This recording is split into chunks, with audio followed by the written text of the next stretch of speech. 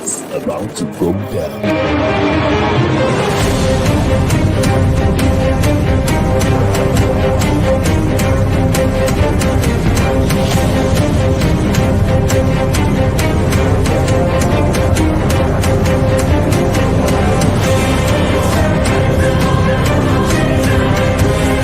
It's lovely pass, and there he turns cleverly. Can he find a finish? Oh, he can! Skilled by Joshua, and a return right hand. Good counter right. Bullen is hurt. Second right hand. That clipped him as well. Now he goes in for the kill. Well, Ricciardo is inching into the lead, and Ricciardo that win the Italian Grand Prix! Gonzalo running the floor.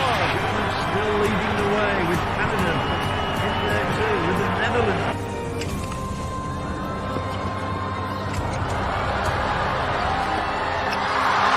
And Musa makes it 4 goals in 2 World Cup matches. The Monaco Grand Prix! Ricciardo triumphant in Monza. Through Bowden, Barrett, and an early touch and an excellent. Sports Orbit. We make the world go round. So Rivers United finally has opened up a 7-gap lead at the top of the NPFL table. And that's how we begin today's episode of Sports Orbit right here from Leadership TV. My name is Afacho.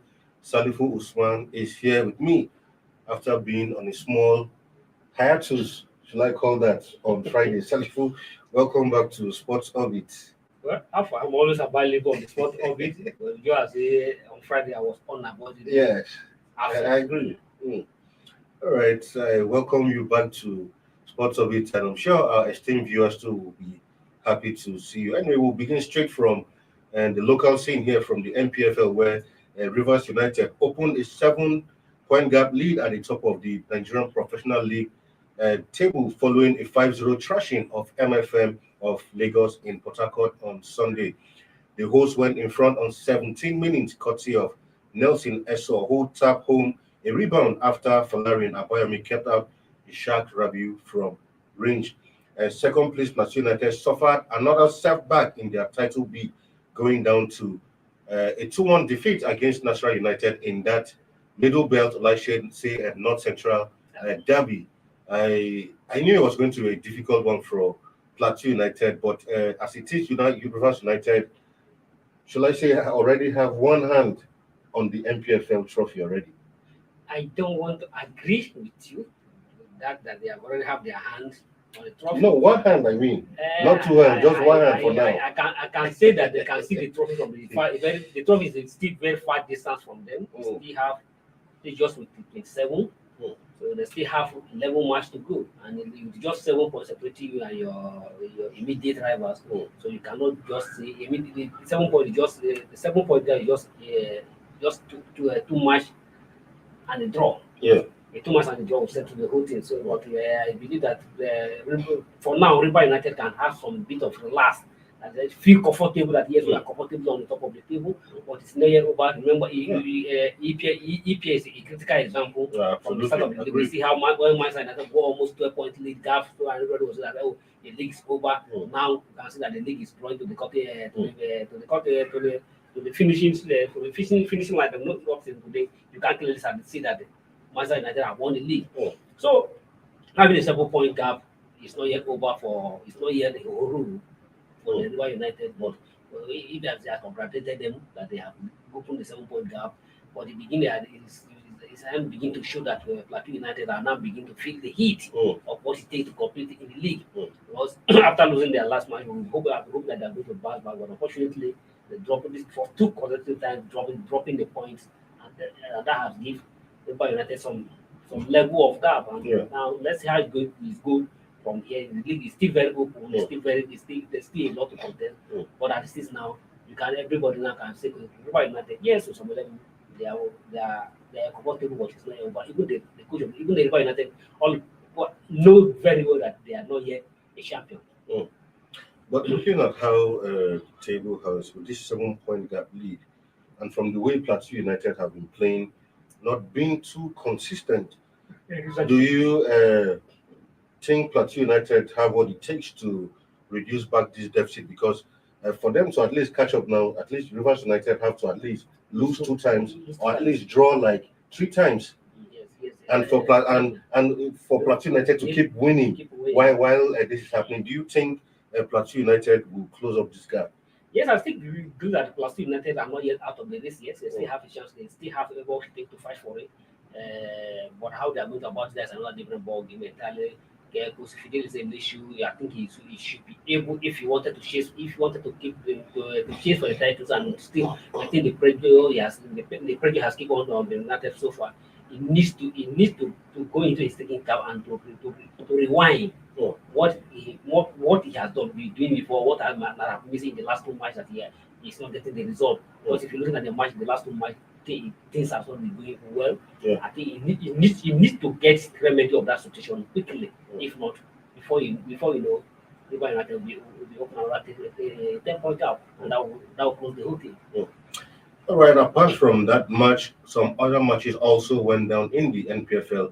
We'll take a look at the results for now. Of course, in Akwa Ibom, Akwa United went up 1-0 in that one initially, but Eyimba did well to fight back and ended that scoreline 1-1. In the other match, of course, Gombe United defeated Sunshine Stars of Akure 1-0, while Kano Pillars playing well at home at the MKO Abiola Stadium here in Abuja defeated Kwara United 2-1 in that one. While for Lobby Stars of Makurdi, it was good times and a victory for them once again, as they also won that one.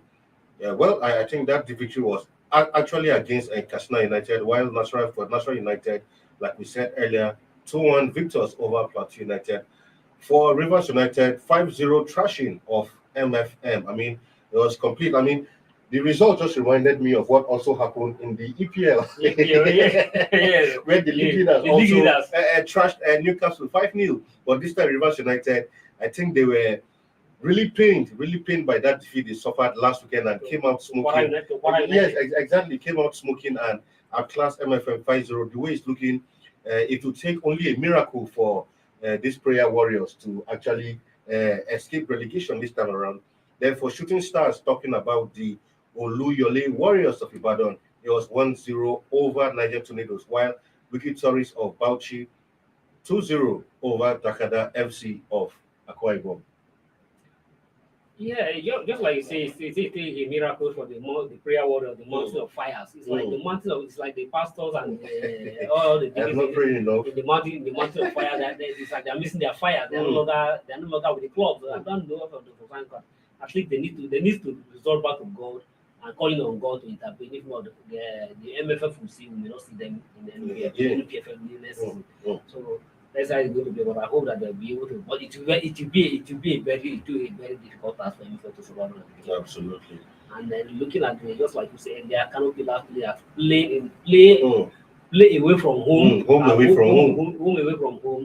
They were able to secure a victory against a top Kwara United who defeated River United 2-1 in the previous weekend. And now on the loser side, not to any other member of the Kano Pillars. And that also gives Kano Pillars a level of confidence in the strong battle relegation. So River Kano Pillars are also swinging in the relegation zone. And for Lobby staff who are trying to come up to maintain their status in the NPFL, luckily for them, they were able to win at Parapo Stadium against visiting Katsina United and choose 2-1 for that matter. That's a good result for them. And then Nasarawa United was the nightmare against United, their neighbors. And their neighbors in the North Central Derby. And that match didn't go well for Plateau United, and that has slipped them down in the chase for title. So it was 1 point before. Now, from 1 point, and then the stumble, the gap opened up to 4 points. Now the stumble again, they have got to 7 points. So I hope, just like I said earlier, those Fidelis will be able to arrest the situation quickly before they get out of play. All right, let's take a look at the NPFL table as it stands after match week 27. Of course, Rivers United still on top of the table as it stands. Plateau United, despite that defeat, still remain in second position.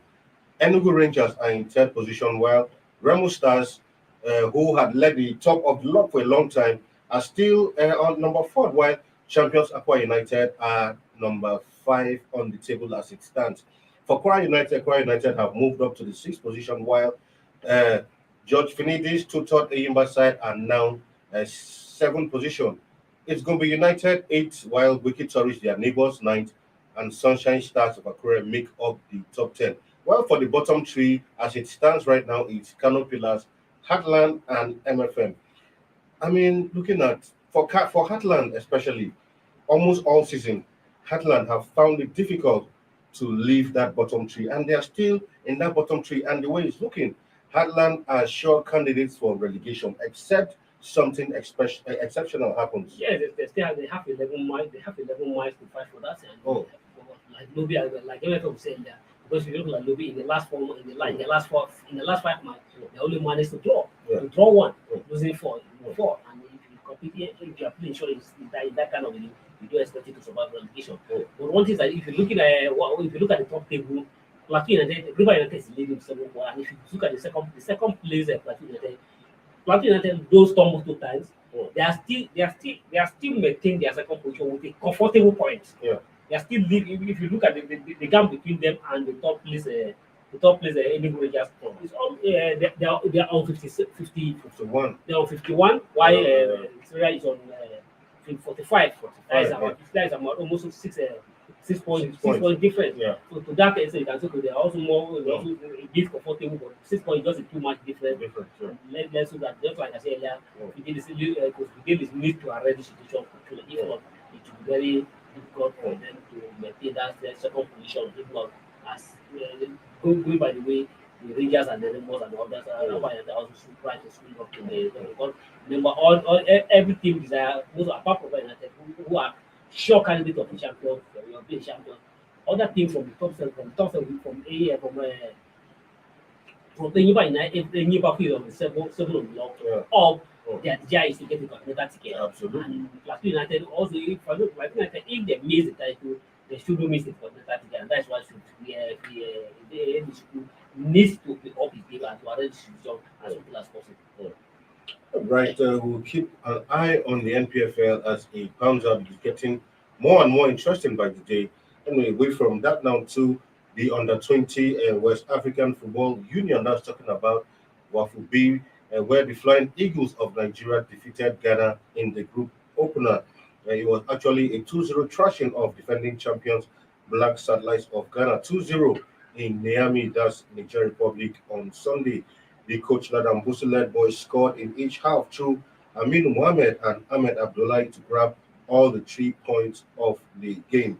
So, I mean, irrespective of the question marks about Ladan Bosu's appointment, or let's say reappointment rather, to the under-20, but here they've begun the campaign on a solid note. The sound footing, I think Madame Bosus at this time should be able to prove a lot of his critics wrong, which I'm happy to be one of them. Because over the years he has not shown. Not that he's an experienced coach, he has been there for a very long time, very better owner.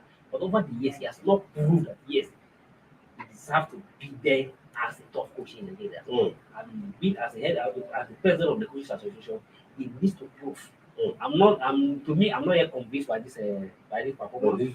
By this victory. I hope it's not just the first match. I hope it's not just a fluke. He needs to prove more. And even though we qualify from this group, that is the good step.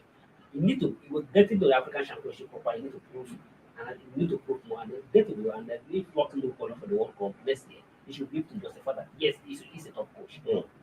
But it's good that he's starting this way. I commended him that he was going to win the first result, win the first match in the tournament is very key. And once he has accepted that, not just any other opponent, in West Africa, Premier Rabbas, any game against an attending level. So he don't crack and with it, and at the same time, be a defending champion. It was not easy. It's a big achievement for his team, and he needs to build out of this game and ensure that the ball maintain the momentum and to go for that. Because we need to. I feel as well. I don't like his coaching style. I don't like the way he has been doing, but I need to commend him for this one. Because for instance, the timing of his appointment was very wrong. It was just a month to the tournament. Less than a month to the tournament, he called the player, so he doesn't have enough time to prepare this. But unfortunately for him, he has been able to put some players and select some few players who can do that. And for that, those players are not disappointed. They have played effective and a close victory against Nigeria is the biggest match. And how they have their next match against Burkina Faso, and let's say it goes from them, and probably they win that match for the African Championship. Yeah. Of course, two teams will advance into the semi-finals from each group, with the two finalists qualifying to represent the WAFU Zone B at the 2023 Under-20 AFCON in Egypt. Quickly before we go on a break, we'll go quickly to tennis, where the president of the Nigerian Tennis Federation, that's talking about Engineer Dayo Akindoju, has declared that the 2022 Daphne National Open Championship will unearth new tennis talents for the country, saying the essence of the tournament is to discover, expose, and nurture budding tennis stars. Akindoju spoke ahead of the tournament at the press conference, which begins today at the tennis arena of the NPFL Stadium in Abuja. Paid a whooping sum of, although said a whooping sum of 9.2 million naira actually will be up for grabs by participating athletes during the week-long event. I mean, good to see that in tennis we are seeing this kind of event come up because for a long time, looks like tennis has been in the doldrums. And when I think this is one sport that even for Nigeria, when it comes to international level, you hardly see the nation's flag flying. I really have a president. Exactly. But one thing about the Nigerian Tennis Federation is that in as much as we have not been seeing a whole lot of Nigeria at international competitions, for instance, go beyond Africa, we talk about major. We don't have any play at the Grand Slam level. But one thing we must give to these federations, other than that you are in the is that they have been consistent in terms of organizing tournament. And one thing is that consistently, at least for a whole round of a year, they will not have less than at least up to 10 events at different categories for the championship. And most of those events are all prize earning money. That's the beautiful about it. A player don't just come to play, play and also earn the money. And now than just like this particular one, over 9.2 billion will be off for grant for all the players at different categories, starting from the men's single and the women's single. The winner of the men's single and the women's single will go home to 500,000 naira, while the mixed double event will go home to 200. The winner will go home to 200,000 naira. And at the same time, even the wish shares are also involved. The wish share tennis, the para athletes are also competing with, and also any 150,000 naira will be a chance for advising the winner. And at the same time, even the semi-finalists, that is the top four at every category will have everybody will have something to steer out to take home. That is a beautiful thing, and that's a private event, the private organized competition. So that is a good one. And just like the tennis issue, the essence of all this is to discover new talent. That's a good one. We hope that those that's what we commended for, and the grassroots level, they need to up that game. We need to see Nigerians play at the grassroots level. Absolutely. I mean, it's high time we need to see. Yeah, we have Nigerian. We have South African, exactly. North African competing. Yes, they will not. Even South Africa will won the Grand Slam. All right, that's that for tennis. Anyway, at this point, we'll go on a short break, and when we come back, Sport Orbit continues. Don't go nowhere.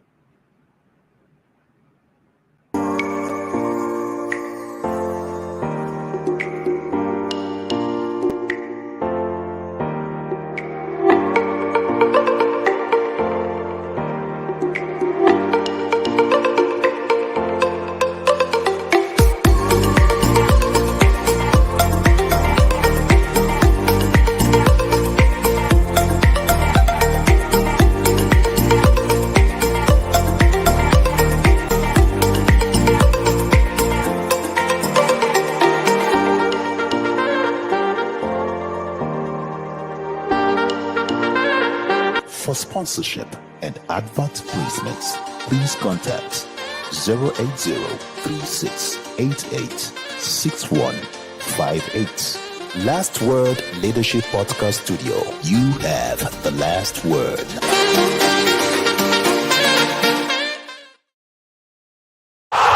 Sports Orbit. We make the world go round.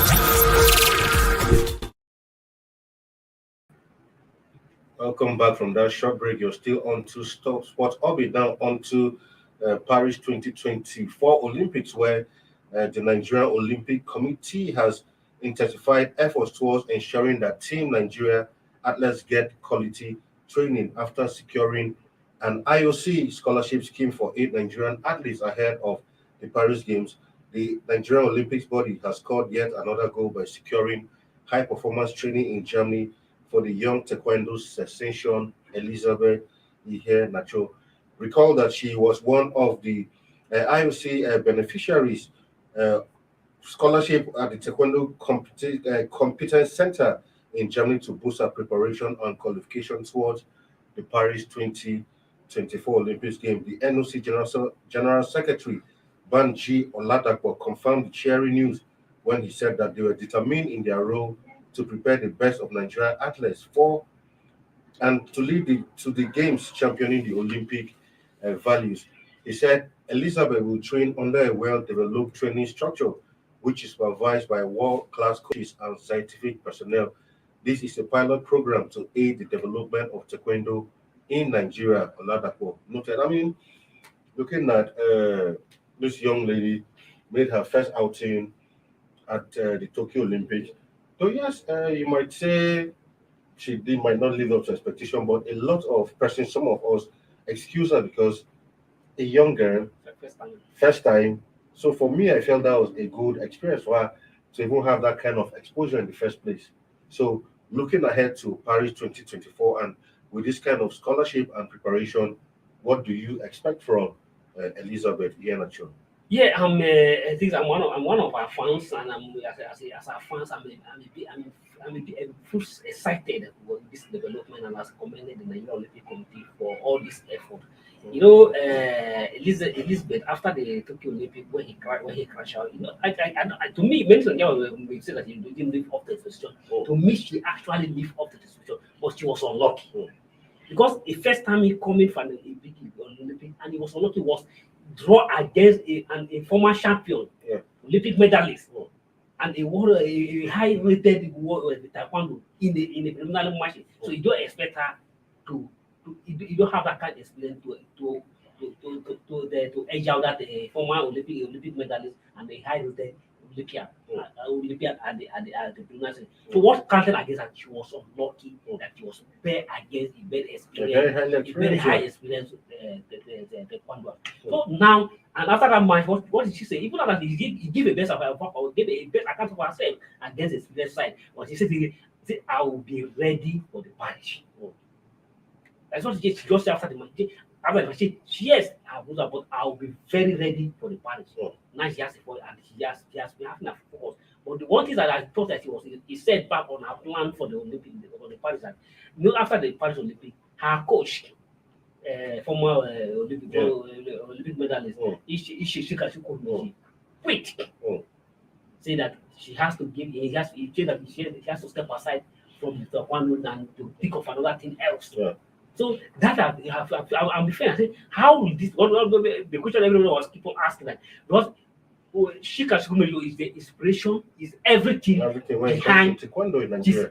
She's everything behind Elizabeth. She's just like she's more like I see him as more like a parent, as a father to Elizabeth because he overtake everything, not just a food. He's taking her everything. She does everything. And when she decided to quit, everyone what become of Elizabeth if she can quit, and that has been worried. But thank God for Nigeria Olympics that they are not resting on their own. They are making the strengthening effort. Now they have to secure a high performance training for her to go to on a scholarship to Germany, and that before now between now and 2023. So then to 2024, she will be able to do this. So and train under a very experienced coaches, and that will give her from edge and definitely prepare her well for the Olympic. I commend the Olympic Committee, that engineer Pukumero and his team for this effort. I agree with you completely. It was perfectly a good development for the young lad. Well, now on to some other news where the president of the Nigerian Basketball Federation, Mr. Igor Chomak, has hailed organizers of the ASO Table Tennis Championship taking place right here at the Indoor Sports Hall of the MK Abiola Stadium. Mark, alongside some MBBF board members, were on ground to watch the private sponsored championship over the weekend. and to also appreciate them for the kind gesture for accommodating Mark the Ball Championship in their earlier proposed venue. The excited MBBF president said he was thrilled by the gesture of some private individuals who coughed out their personal funds to develop the sport. On his part, also, he actually donated the sum of 200,000 naira to the organizers as part of his contribution. Nice gesture, if you ask me, the president or in code fractional president of one federation giving support to another federation, another sport, which is even not even part of. I think we need to see more of this camaraderie among federations in Nigeria. Yes. Yeah. To me, I was excited, and that's a good development, a good one from Goshen. It's not, just like you say, I play basketball and try to manage basketball. But what you are doing is a sport. Yeah. Now we all need to support each other. Giving a 200,000 a private organized table tennis as of playing tennis has been there for a very long time, and those individuals who are behind it have been doing a very fantastic work. Some of this event have promoted a lot of talent for the country, and good one here again. And just like Igo saying, you can't say it better than this. Everybody, all private investors need to invest in sport development. That is the way to go. Invest in sport development, and that will help the development of the country. That will take the youth off the streets, and that it also control the security challenge we are having in this country. All right, now straight to the EPL, where one city. I mean, remember when we started the show for Rivers United? I said they had one hand on the trophy. Well, Salifu said not yet, but for Man City, I think Man City has one hand firmly on the trophy already with that 5-0 thrashing of Newcastle, which has opened a 3-point gap at the top of the table. While, of course, Liverpool had to play out a 1-1 draw against a resilient Tottenham side who actually went ahead. But Liverpool had to battle back to end that one 1-1. Let's take a look at the EPL table as it stands. It was an interesting weekend of EPL matches. Of course, same for Arsenal also. Arsenal are just 3 points away from making a return to the Champions League after a 4-year absence. While teams like Arsenal are almost in the Champions League, some other teams looks like they might be battling either for the Europa Cup or for the Conference League after that scandalous defeat to Brighton and Hove. Well, in other results, of course, Leicester City also fell 2-1 to Everton. Everton have followed up that victory against Chelsea to also inflict a victory over a defeat over Leicester City right there in their home at the King Power Stadium. In the other game, Norwich, who have been relegated already, I continue to even sing down the more. They've been relegated. Imagine already that exactly. But at least at this point, they should even be playing for pride. But I don't think they don't know motivation actually. So I mean, West Ham actually trashed them 4-0 in that one. So looking at how it went down during the weekend, what do you have to say? And after this, quickly we'll look at the EPL table also. And just like you said. There's no any way to contradict it, and there's no any way to go about it than to say that Man City has already not just one hand, they already have almost two hands firm on the trophy. But what remains is to lift it up. Exactly. They already hold it, but to lift it up is what remains now. Unless how it's going to be, but the way it is now, they don't have anybody to escape. They're not scared of anybody. They don't have anybody to wear up. They're not looking up to anybody. They just use their phone. All they need to do is just win their match. I mean, just win their match and take they don't have a Champions League to think of. They don't have an FA Cup to think of. So they only all they have is down to they have only three matches to play win the next 9 points and you are home and dry. By the time they win the next two, they win the next two matches. That is the end of the whole thing. So they just that they have the focus there. They don't have any pressure. They have any side distraction. Just they have only 3 matches to play this season, and that 3 matches is just to play and win. And you can see that the anger of losing out the Champions League ticket to Chelsea, they transfer the anger. Despite that, the Newcastle have tried to resuscitate. If you watch Newcastle in their last up to 5 matches, they have been consistent. This is performing a better performance. But unfortunately, because of the anger in the Man City, they miss a Man City who is already wounded. and they couldn't hide it. They transferred all the aggressions and they beat Newcastle, beat them well 5-0. They transferred all the angers against Newcastle. It was unfortunate for Newcastle that before they become their first beat team after losing the Champions League final. And from the way you see, they are almost as close to the title. And just if you talk of the top four, that like you say, Arsenal. It's like there's still a good chance of Arsenal won't finish in third. Finish third. If Chelsea continue the way they're going, so Arsenal have a chance now. Just a 1 point between them and Chelsea, so they have a very reliable chance of finishing third. If Chelsea continue the way they are playing, then Arsenal will jump up to the second to the third position, and that would be a fantastic result for Arteta. And for the Red Devil, which is honestly, I was so disgusted. Highly disappointed in Manchester United losing 4-0 scandalously for Brighton. And now, even that has even given West Ham opportunity to even challenge them for Europa Cup. Exactly. So if guys know everything, West Ham can even overtake them for Europa. Because just 2 teams will go to Europa Cup. From 5 and 6 will make it to Europa Cup.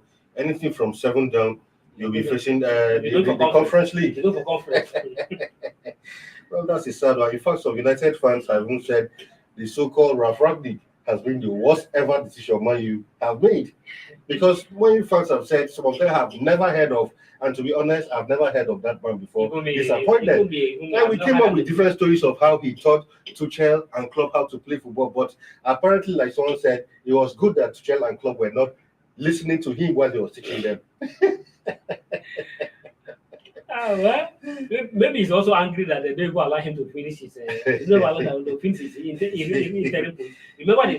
I said that he was not happy with the interim tag. Yeah. And he was not happy with the interim tag given to him. But all into the interim tag is just for you to. It's more like a trial. If you prove yourself, you can now be given the job on the permanent basis. On the permanent basis. But unfortunately, now he has nothing to lose. He has a job with already in Austria. So he don't have anything to fear. So all he needs to do, my side, to carry a while and go and make his job in Austria. All right, viewers, it's been nice spending the last 30 plus minutes giving you sports. Well, we'll keep tomorrow. We'll come back with another fresh and exciting episode of Sports Orbit. Salifu, thanks for being in the studio with me on this first edition of Sports Orbit for the week. Well, if you have already tell me something, remember the committee set up by the minister to approved by the legislation of the stadium. Have submitted their report. And the report said that some of the one because that they have banned no, FIFA has taken their decision already. FIFA have taken the decision. So yes, before them, FIFA has suspended. All FIFA does is that. FIFA don't ban the stadium. Yeah, but you play behind closed doors and also find some sum of money. But the committee set up by the federal government is to identify the corporate and then the corporate. But from that committee report, that what they have tried to do is that recommend the involvement of security in the planning stage and everything, and then now they also the sale of can and bottled water will be suspended from the match. And to do that is a good idea. No, also talking about that, there was a very terrible incident that also happened in the NPFL. Yes, in Kano. Not just in Kano, in Lagos actually. MFF. It was a show of shame where an NMFF supporter actually assaulted the referee, threatening to even assault some security agents who are But I think I like what the LMC has come hard. Some 2 players who were involved in that altercation have been banned for 12 matches, including the team manager of MFM. MFM for now have been banished to Ogun State for the next, I think, three of their home games, and also find some millions of naira in that one. I think it's time that hooligans and the LMC have insisted that hooligan must be fished out and prosecuted with the full weight of the law. Exactly, that match was on TV. This should not be happening in Nigerian football anymore. Anyway, well, we just have to end on that sad note, but we hope bigger and better things for the NPFL. My name remains Afa Acho. Yours sincerely, until we come your way tomorrow with another exciting and refreshing episode of Sports Orbit. Stay safe out there, and it's goodbye from here. Thank you for watching. For sponsorship and advert placements, please contact 080-3688-6158. Last Word Leadership Podcast Studio. You have the last word.